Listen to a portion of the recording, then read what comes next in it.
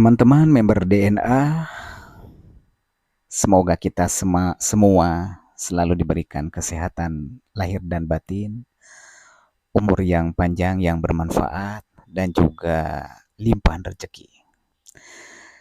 Dan yang terpenting kita selalu mendapatkan keberkahan, daya yang kuat, energi yang positif, agar kita selalu dalam keadaan bertuhan, berilmu, dan beribadah.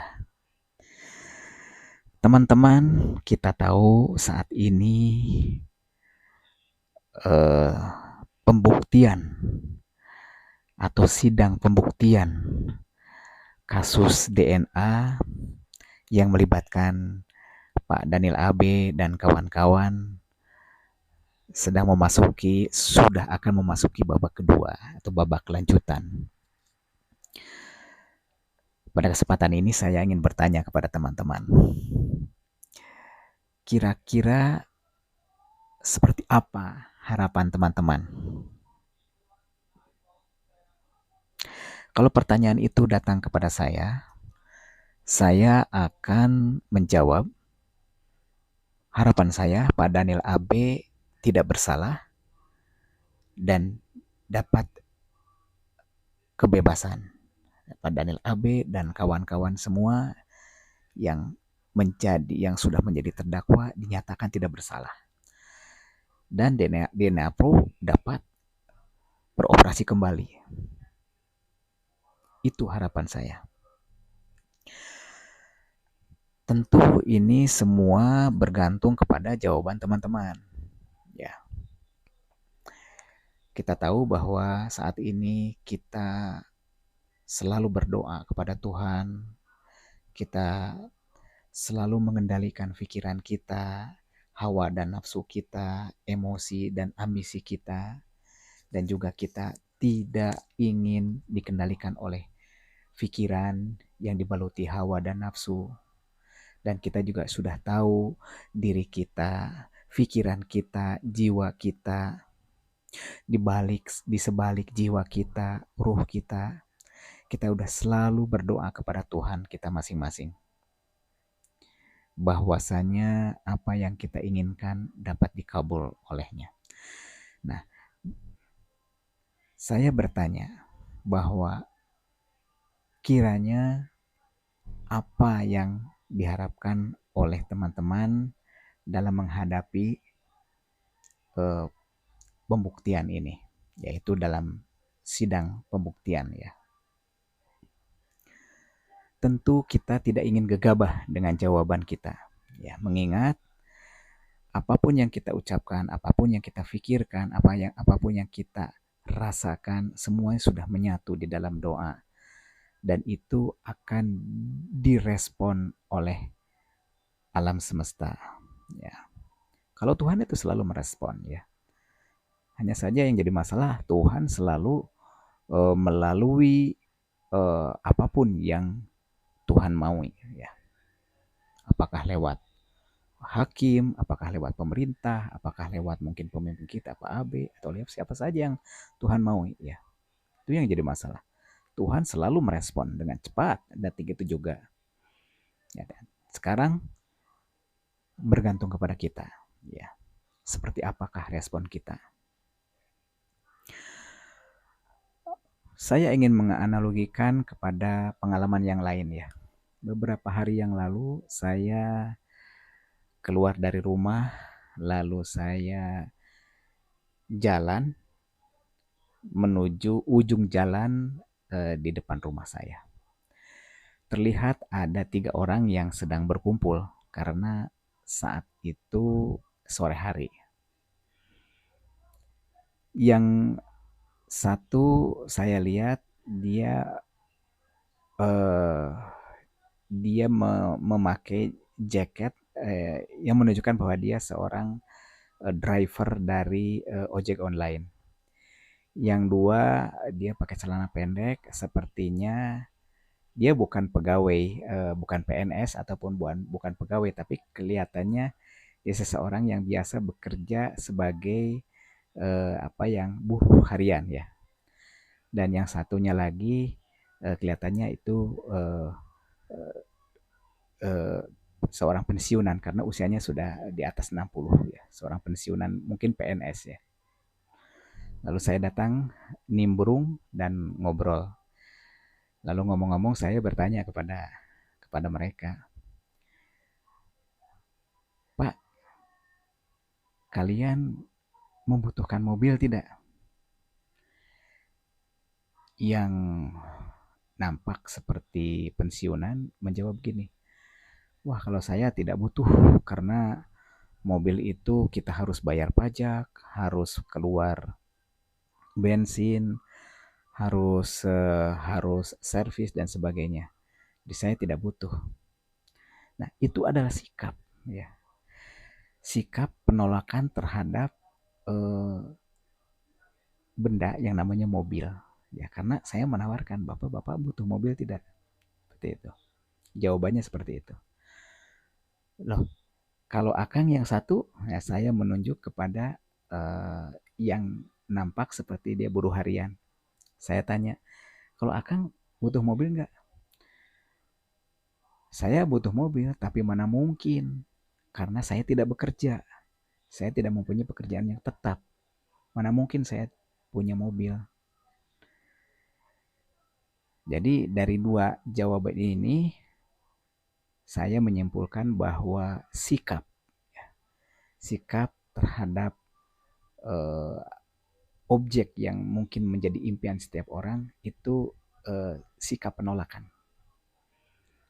Jadi sikap inilah yang kita memang harus hati-hati ya. Ya, tentu saja mobil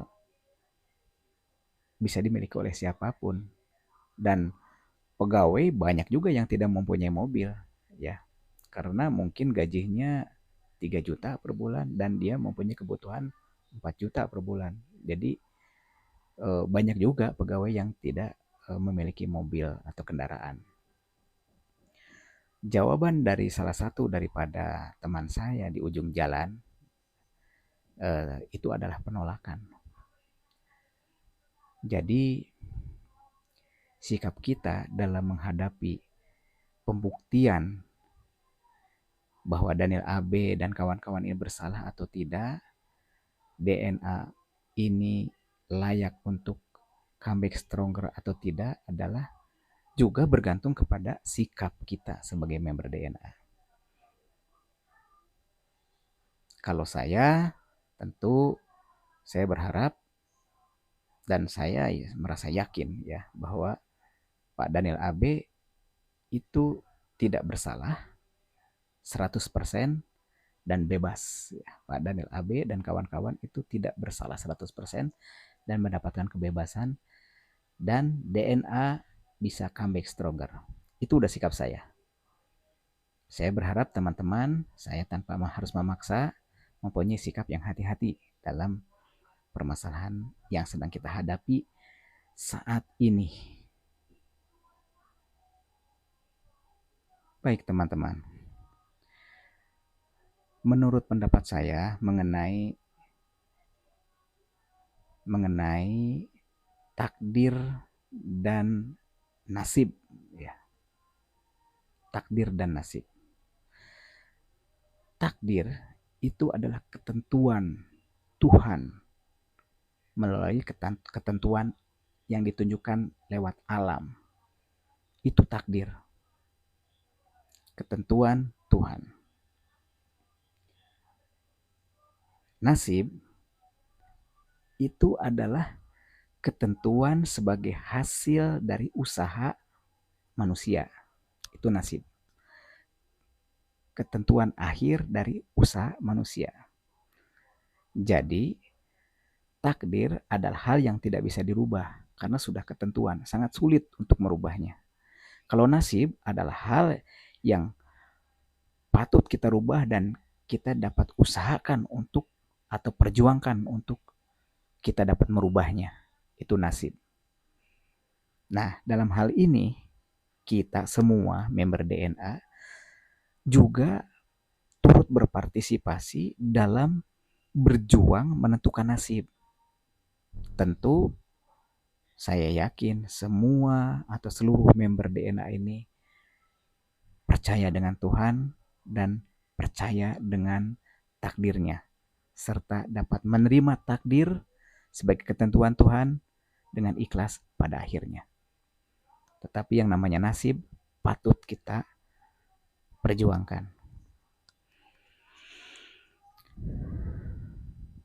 Bagaimana ya contoh ya, kita analogikan, eh, kemarin saya sudah pernah juga cerita tentang bagaimana nasib ini perlu diperjuangkan, yaitu pada saat, oh ya, pilot ya, saya ingat Pak Pak Ais ya, salah satu member DNA yang saya temui pada saat, menghadiri persidangan, di Pengadilan Tinggi Negeri Bandung ya, di Pengadilan Negeri Bandung, karena beliau seorang pilot.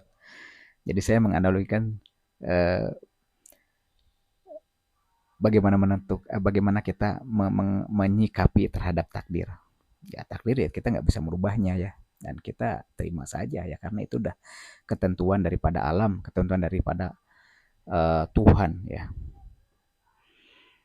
Kalau kita mau belajar dari seorang nelayan ya dalam menentukan nasib ya, nelayan ini bekerja berdasarkan, arah angin ya, sama dengan pilot ya, bekerja dengan menentukan arah angin. Apabila arah angin ini datang dari barat ke selatan, dari barat ke timur, atau dari utara ke selatan, atau sebaliknya dari selatan ke utara, ya tentu nelayan itu sudah terbiasa dengan menerima, ketentuan alam ya. Angin datang dari utara ke selatan, ya mana mungkin bisa memperjuangkannya untuk atau tidak menolaknya ya, mana mungkin menolaknya ya. Tidak mungkin, tidak bisa menolaknya. Itu sudah takdir. Nah, jadi takdir adalah ketentuan alam secara langsung ya. Secara tidak langsungnya adalah ketentuan Tuhan ya. Jadi ketentuan Tuhan melalui alam itu takdir. Tetapi nelayan ini ya, dalam menghadapi arah angin yang dari utara datang ke selatan, lalu dia keluar dengan perahunya, dan terkadang dia tidak tidak lari ke selatan tuh si perahunya, karena feeling dia ikan ada di sebelah utara, atau di utara ke sebelah, timur, mungkin tenggara seperti itu. Maka dia perjuangkan nasibnya dia, karena ikan ada di sebelah sana, dan di sebelah sana banyak sekali, karang dan rumput laut ya, sehingga ikan memang banyak berkumpul di sana. Dia memperjuangkan nasibnya dia, dan pada akhirnya nasibnya itu bergantung kepada bagaimana dia mengkayuhkan gayungnya itu, dan juga mengarahkan layarnya, sehingga angin yang bertiup dari arah utara ke selatan dia lawan dengan cara mengarahkan, eh, layarnya, dan juga mengayuhkan kayuhnya itu ke arah, yang berlawanan dengan arah angin, dan walhasil nelayan tersebut mendapatkan hasil yang melimpah ya, karena memang ikannya ada yang di tempat yang berlawan dengan arah angin. Nah, dengan itu nasib memang bisa kita rubah ya. Ya, jadi nasib bisa kita rubah, tetapi yang namanya takdir, ketentuan alam, kita tidak bisa merubahnya. Saya ingin menganalogikan lagi dengan cerita lain ya, apa? Ya, yaitu seorang suami istri ya. Seorang suami istri yang kena prahara. Si istrinya kebetulan dia seorang penyanyi terkenal, dan suaminya konon kabarnya pernah menjadi pemain sinetron tetapi tidak terlalu terkenal. Suami istri tersebut sering cekcok, dan akhirnya terjadilah KDRT yang dilakukan oleh si suaminya. Rame nih, saat ini sedang rame. Katanya si suami, terpancing emosi pada saat si istrinya menuduhnya selingkuh dan macam-macam lah. Pada saat emosi akhirnya terjadilah, suatu kejadian yang akhirnya dilaporkan sebagai KDRT. Nah, nasib perkawinan keduanya tentu patut untuk diperjuangkan oleh kedua belah pihak. Dan saya dengar salah satu yang laki-laki itu memperjuangkan nasib perkawinannya tuh. Dan konon kabarnya yang wanita ini juga diam-diam ingin memaafkan dan ingin memperjuangkan pernikahannya demi anak. Dan dari pihak lain banyak yang mempengaruhi agar bercerai saja.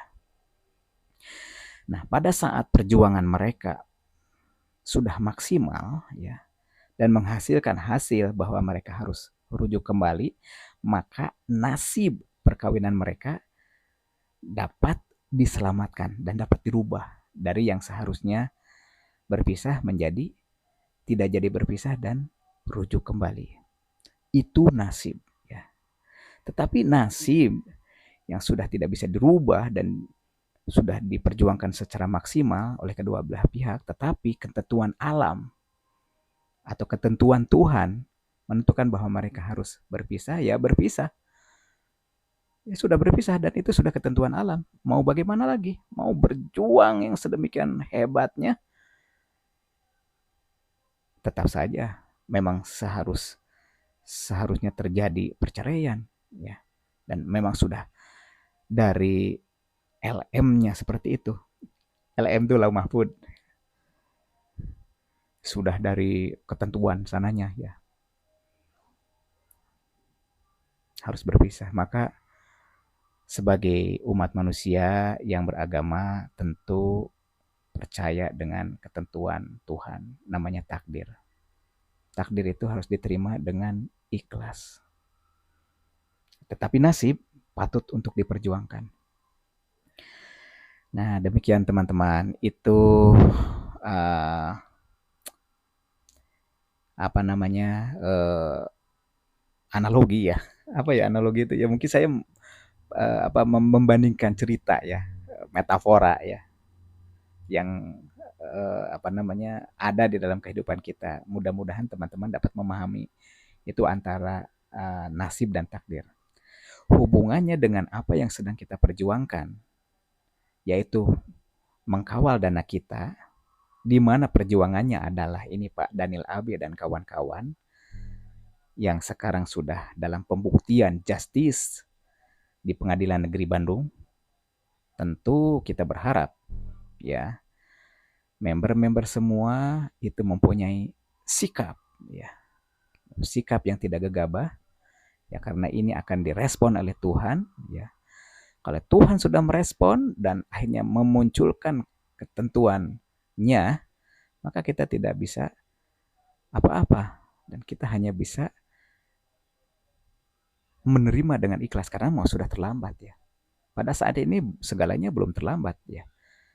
Dan sikap saya adalah saya yakin Daniel Abe dan kawan-kawan tidak bersalah 100% dan akhirnya bebas. DNA bisa beroperasi kembali dengan mengikuti ketentuan-ketentuan yang ditentukan oleh pemerintah, yaitu regulator.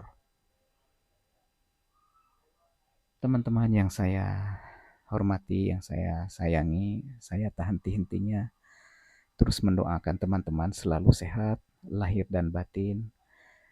Jadi lahir kita selalu dalam keadaan kesadarannya, batin kita selalu dalam kesadarannya, tidak ada rasa was-was, tidak ada rasa gundah, takut, dan sebagainya. Ya, batin kita sehat, maka kita bisa terus masuk ke alam kebahagiaan melalui metafisika, rasa badan, rasa jiwa, rasa di sebalik rasa. Ya. Kita mulai mengenal dengan diri kita, agar kita tidak dipengaruhi oleh pikiran, agar kita tidak dipengaruhi oleh konsep-konsep yang memang belum tentu benar ya. Ya, kita selalu dekat dengan doa, artinya kita sudah memasuki dunia metafisika ya, atau spiritual. Spiritual adalah usaha-usaha kita mendekatkan diri kepada Tuhan ya. Kita tahu dengan diri kita, ya. Diri kita bukan nama, diri kita bukan pikiran, diri kita bukan konsep, diri kita apalagi bukan hawa dan nafsu, prasangka, bukan. Kita, maaf, diri kita itu masih jiwa dan raga. Tapi kita itu suatu hal yang tidak bisa dijelaskan, ya. Kalau ditanya siapa kita, ya sangat sulit sekali menjelaskannya. Karena itu bukan kata-kata, bukan suara, apalagi bahasa, ya. Bahasa ini ciptaan manusia, teman-teman. Dan itu menyampaikan konsep, pikiran. Itu bukan kita, itu diri kita. Kita adalah sesuatu atau substansi yang abadi. Diri kita itu ada. Ya, diri kita ada di dalam rasa, di sebalik rasa. Dialah yang seharusnya mengendalikan kendaraan kita. Kendaraan kita ini jiwa dan raga, teman-teman. Seperti yang saya jelaskan di audio sebelumnya. Jiwa dan raga kita ini kita yang mengendalikan, bukan pikiran. Tetapi hati-hati, kadang-kadang pikiran merasa yakin, ya. Pikiran tuh merasa yakin. Kita kadang-kadang terjebak, ya. Oh, udah yakin lah, ini kendaraan saya dan dia sudah nyala mesinnya. Padahal dia tidak melakukan apa-apa, yang mengendalikan adalah pikiran. Kitanya tidur di dalamnya. Bahkan bukan hanya tidur, kita terseret-seret, ya. Kita porak-poranda, ya. Apa namanya, ya, diseret-seret lah oleh keinginannya, oleh hawanya, oleh nafsunya, oleh ambisinya. Itu yang harus kita waspadai. Yang harus kita waspadai adalah keinginannya, hawanya, nafsunya. Itu bukan diri kita. Kita itu selalu diam, makanya kita jangan tertidur. Ya, jangan biarkan pikiran mengendalikan kita. Biarlah diri kita bergerak sesuai dengan keinginan kita, bukan sesuai dengan keinginan pikiran kita. Pikiran kita itu kadang-kadang suka salah, ya. Makanya kita kadang-kadang capek. Sebelum tidur, kita masih memakai pikiran, akhirnya tidak bisa tidur. Ya, gunakan alternatif lain, yaitu rasa. Pikiran ini kita tetap perlukan, ya. Kita tetap perlukan, tapi jangan digeber, jangan diforsir 24 jam, ya. Ya, pada saat kita sendiri gunakan rasa. Sekali-kali kita melantunkan doa, melantunkan sembahyang, melakukan sholat, pergi ke tempat ibadah, ke pura, ke masjid, ke gereja, ya, ke tempat-tempat ibadah, di mana rasa lebih banyak kita harus gunakan ketimbang pikiran.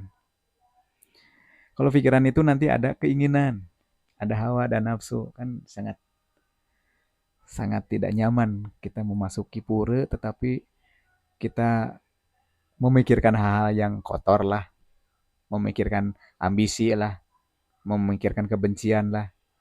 Sangat ironis nanti. Jadi pada saat itu kita gunakan rasa.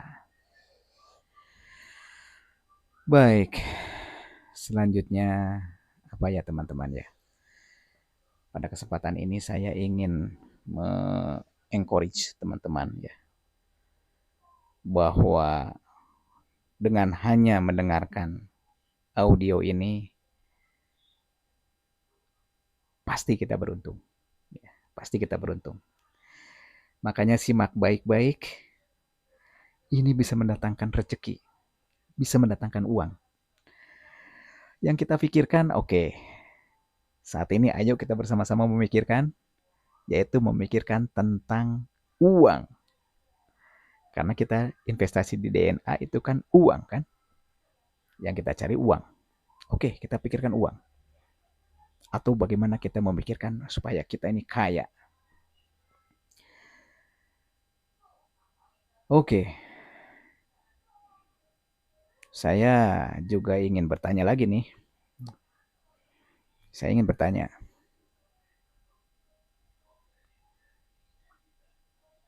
sama seperti teman-teman yang suka bertanya di grup. Jadi kapan dana kita akan kembali? Nah, pertanyaan itu penting untuk kita jawab. Dan itu sangat jarang dijawab karena kita sudah emosi duluan ya. Ini kita lagi sulit, kita lagi berdoa, kita lagi berdiskusi kiranya seperti apa kasus ini berjalan, kiranya sekarang apa yang sedang terjadi di di pengadilan, kiranya seperti apa sikap Daniel Abe, seperti apa sikapnya pemerintah, seperti apa sikap-sikapnya regulator. Ya, di awal-awal kita menuduh pemerintah ini akan mengambil uang kita, akan menyita uang kita. Juga kita menuduh mungkin grupnya Sambo, kita juga menuduh mungkin Bapepti, kita juga menuduh SWI, ya. Sambil kita tidak tahu nih seperti apa nih mekanisme mereka kerja ini, ya.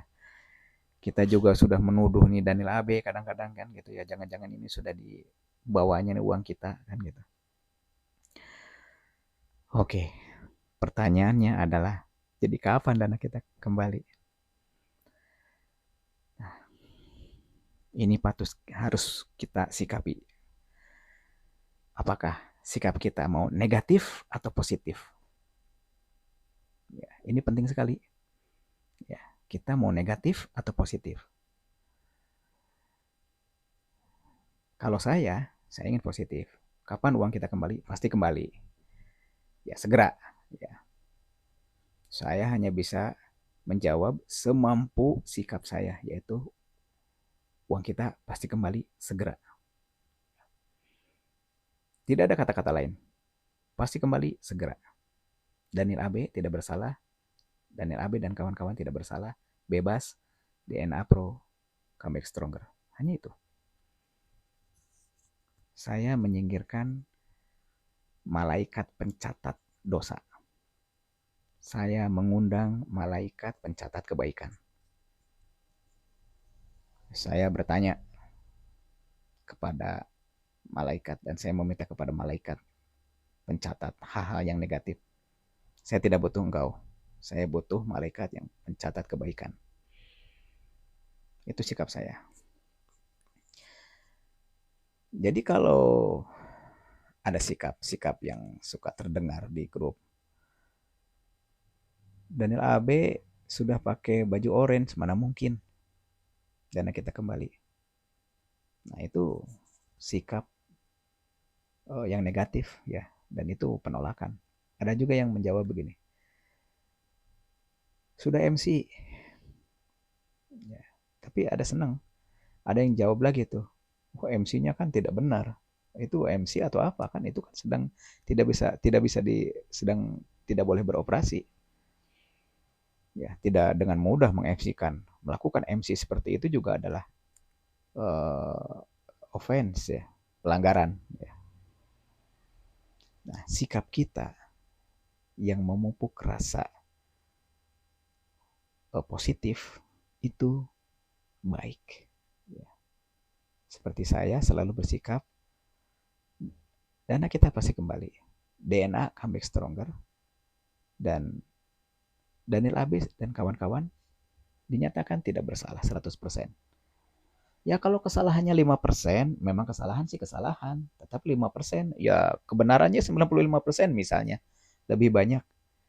Ya kecuali kesalahannya sudah 70% ya. Atau kesalahannya 100%. Memang sehari-harinya sikapnya tidak baik, korup. Nah, kita kan kenal dari sebelumnya seperti apa. Dan itu tidak akan pernah berubah. Ya, kejahatan pada akhirnya akan kalah oleh kebaikan. Ya, alam ini juga ada ketentuan. Ya, alam ini ada ketentuan, ada takdir. Ya, tapi takdir apa yang kira-kiranya kita akan alami ya. Ya takdir kebaikan lah tentu. Ya, kalaupun kita mempunyai dosa sehingga kita bersama-sama 200.000 orang ini melakukan dosa, ayo kita melakukan taubat kepada Tuhan. Kita minta ampun kepada Tuhan. Datang ke pendeta, mengakui kesalahan-kesalahannya semua dan minta diampuni. Datang ke masjid, sholat tobat, dan kita minta diampuni. Datang ke pura, bersimpuh, bersujud, minta diampuni. Kita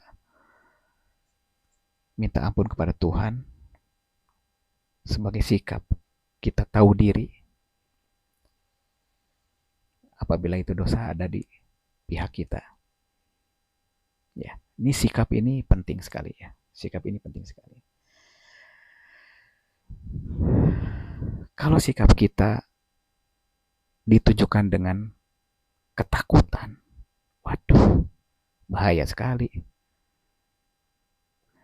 Bagaimana dana kita ini bisa kembali atau tidak? Saya takut dana kita tidak akan kembali. Jadi rasa takutnya itu lebih besar daripada harapan dana kita akan kembali. Kita memang bersikap positif, tetapi masih ada rasa takut. Itu yang sangat berbahaya. Harus dihilangkan rasa takut. Kita harus bersikap seperti orang kaya. Orang kaya ini kehilangan uang 1 juta, wah sangat tidak terlihat. Kehilangan uang 1 miliar pun tidak terlihat. Karena hartanya banyak. Kehilangan uang 1 triliun pun tidak terlihat. Karena uangnya tidak 1 triliun, tapi ribuan triliun. Nah, kita harus meniru sikap mereka. Tenang. Tenang saja. Ya. Kita harus meniru sikap-sikap orang kaya. Orang kaya ini kalau mengeluarkan mengeluarkan uang dari dompet itu tidak ragu-ragu, keluarkan, bagikan. Seperti itu. Dan kita tidak bisa membencinya. Kalau kita membencinya itu sudah ada sikap penolakan. Kita harusnya kagum. Wah, saya pengen seperti itu.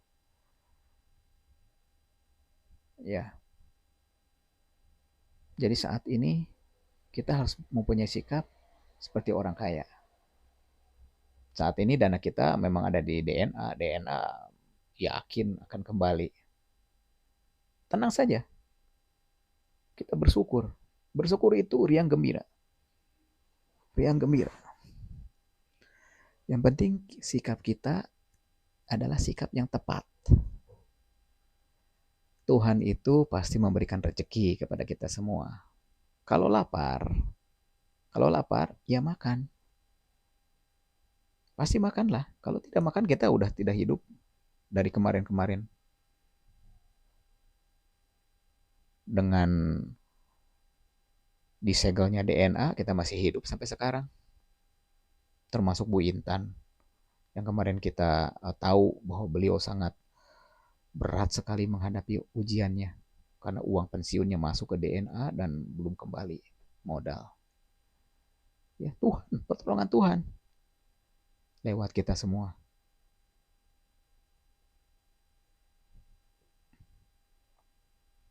Yang penting sikap kita adalah sikap yang baik.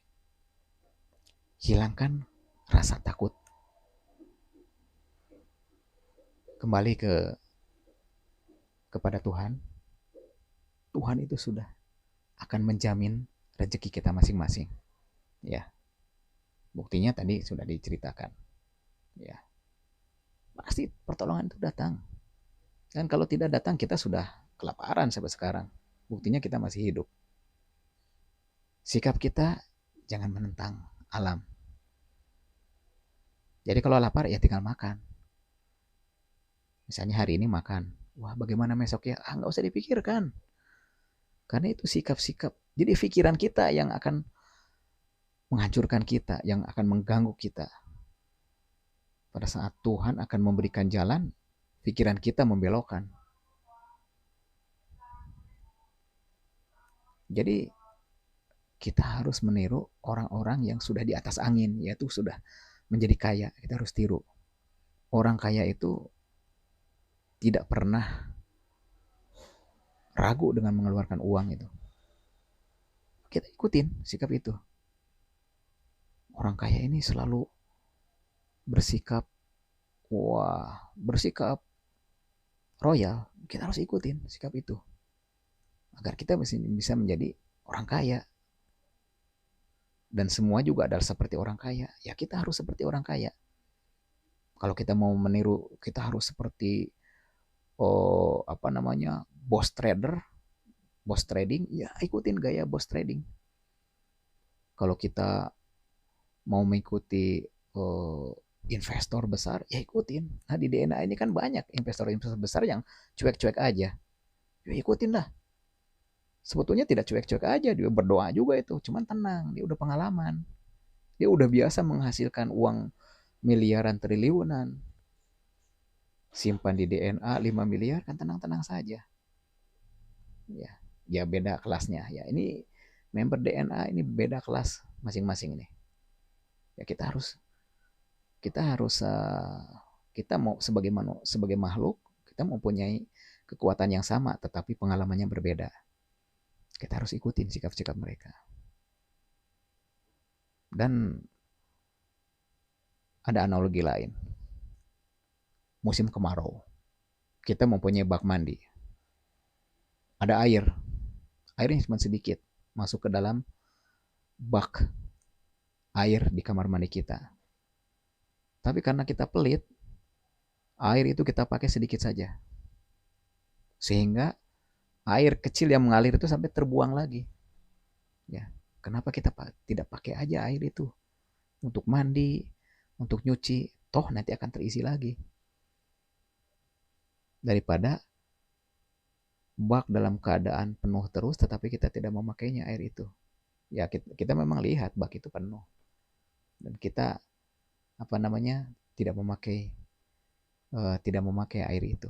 Ya buat apa? Kita penuhi bak kalau kita tidak pakai. Kalau memang sudah penuh kita pakai. Jadi jangan pelit juga. Demikian pula air, ya. Kalau udah ada air minum di gelas, ya, segera minum air itu. Jangan dibiarkan saja, diawet-awet. Karena kalau didiamkan saja kita tidak minum. Ya memang awet airnya, tetapi tidak nambah. Kalau memang air sudah ada di gelas, diminumlah. Oh, kurang tepat ya ini analoginya ya, tidak apa-apa. Yang jelas gini, teman-teman harus meniru orang-orang kaya yang ada di lingkungan kita.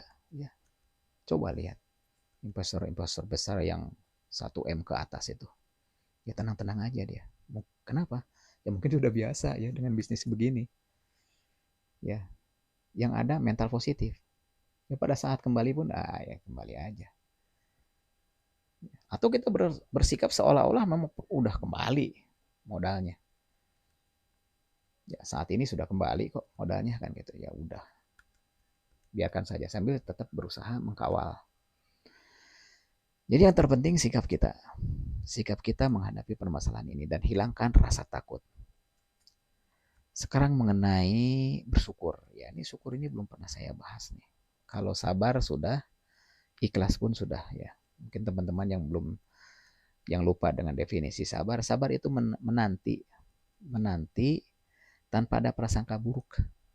Tanpa ada prasangka buruk kepada Tuhan. Sabar dan ikhlas ini hubungannya dengan Tuhan. Bersyukur juga hubungannya dengan Tuhan. Tidak ada hubungannya dengan manusia. Ya. Bukan kita sabar, uangnya diambil sama pemerintah. Yang ada double-double itu sikap negatifnya. Yang pertama menuduh pemerintah. Yang kedua, ya memang bukan hubungannya dengan manusia. Sabar itu hubungannya dengan Tuhan. Yaitu menanti tanpa prasangka buruk kepada Tuhan. Itu sabar. Sedangkan ikhlas, siap melepas, siap membeli, siap memberi. Tidak ada rasa memiliki. Tidak punya apa-apa. Tidak mengaku-aku. Karena apa? Kita tidak punya apa-apa. Yang punya apa-apa adalah yang mengadakan kita. Yang memberi kita. Itu ikhlas.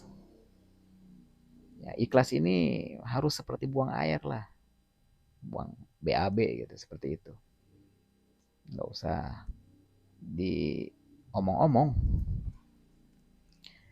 Ikhlas itu seperti BAB, nggak usah dicerita-ceritain, bikin malu. Kalau kita mau menolong teman, ya mungkin teman kita banyak yang susah, teman tolong aja, nggak usah banyak cerita, karena bikin malu. Sama seperti BAB. BAB itu kan setelah melakukannya jangan dicerita-ceritain karena bikin malu. Ya itu ikhlas. Ya, analoginya seperti itu. Baik teman-teman, kiranya yang menjadi nasib harus kita perjuangkan, dan kita tahu bahwa takdir adalah ketentuan Tuhan dan alam. Ya, kita selalu percaya dengan itu, dan kita harus terus menentukan sikap. Ya, kita harus hati-hati dengan sikap kita, dengan ucapan kita. Ya, makanya kita harus selalu bertuhan agar kita mempunyai rasa kemanusiaan, harus selalu berilmu agar kita berkepribadian baik, dan beribadah agar kita selalu menolong sesama, terutama yang kelaparan.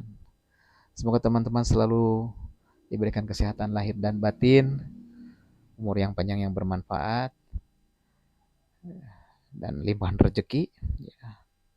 Pada saat kita menerima rezeki pun, ya, wah ini buat siapa nih? Nah itu harus didulukan.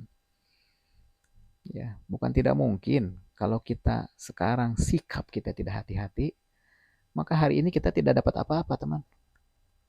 Hari ini tidak dapat apa-apa, tapi Tuhan Maha Pengasih.